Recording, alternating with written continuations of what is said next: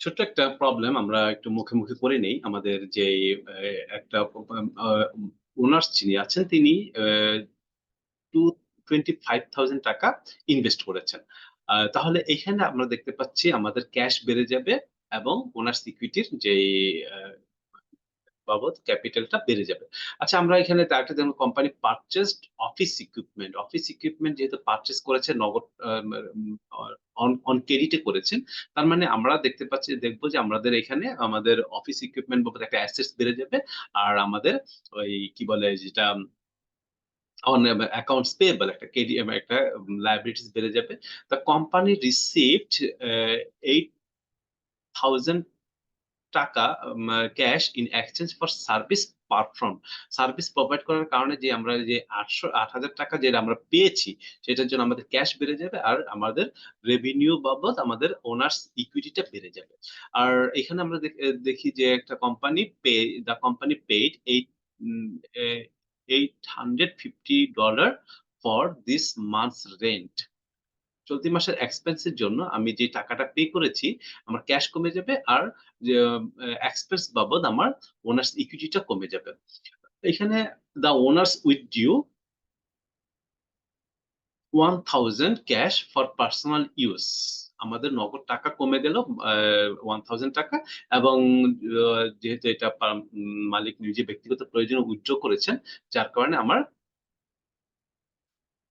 Drawings বাবদ আমার ওনার security কমে যাবে 1,000 টাকা। তো আমরা এই ইকুয়েশনটা যদি এইভাবে আমরা রিপ্লেস করতে থাকি, আমাদের এই যে এখানে কিন্তু আমরা যখনই প্রবলেমটা করবো আমাদের কিন্তু মানে হেড হবে দুইটা। একটা হলো আমাদের কি বলে অ্যাসেটস এর যেটা তিনটা এলিমেন্টস দেখানোর জন্য আমাদের যেটা সেটা, আর আরেকটা হলো মানে রোতে আরেক দুইটা রো আমাদের হেড হিসেবে আসবে। একটা হলো অ্যাসেটস এর যে মানে সাব গুলো আছে, মানে আমাদের অ্যাসেটস গুলোকে যে ক্লাসিফাই করার জন্য আমাদের আরেকটা রো দরকার এদিকে। আর লায়াবিলিটিস গুলোকে আমরা এখানে আলাদা ক্লাসিফাই করে দেখাবো। আর ওনার সিকিউরিটিকে তো আমরা এভাবে দেখিয়েই থাকি। তো আমাদের মানে রোর দুইটা হেড হবে। একটা হেড হবে হলো আমাদের অ্যাকাউন্টিং এর ইকুয়েশন গুলো দেখানোর জন্য, আর এর সাব গুলো দেখানোর জন্য আরেকটা রো হবে। আমরা ফার্স্টে আমরা যেটা মানে আমাদের ওনার্স যে ইনভেস্ট করেছিল সেটার জন্য আমাদের ওনার্স ক্যাপিটালটা বেড়ে গেল, ওনার্স ইকুইটিও বেড়ে গেছে, আমাদের অ্যাসেটস এর ক্যাশটা বেড়ে যাবে।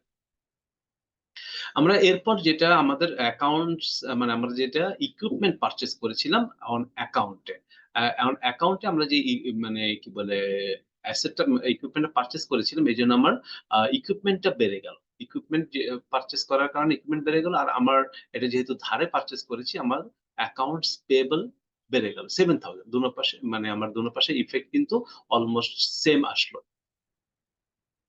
আমার আম, এই যেটা আমরা সার্ভিস রেভিনিউ আমরা একটা প্রোভাইড করেছিলাম ক্যাশে, আমাদের ক্যাশ বেড়ে গেল। আর এখানে রেভিনিউ বাবদ আমার ওনার্স ইকুইটিটা বেড়ে গেল।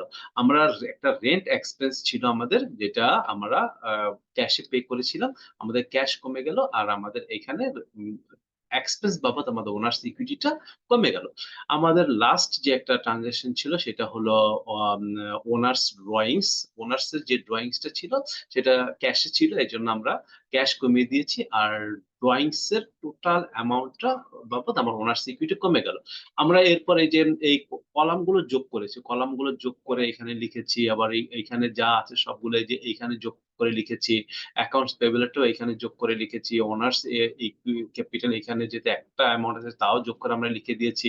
আমরা এইটাও যোগ করব, মানে যোগ করে যতগুলো অ্যামাউন্ট এই আমার কলামে থাকবে সবগুলো আমি যোগ করে এইখানে আমি মানে এখানে টোটালটা লিখবো।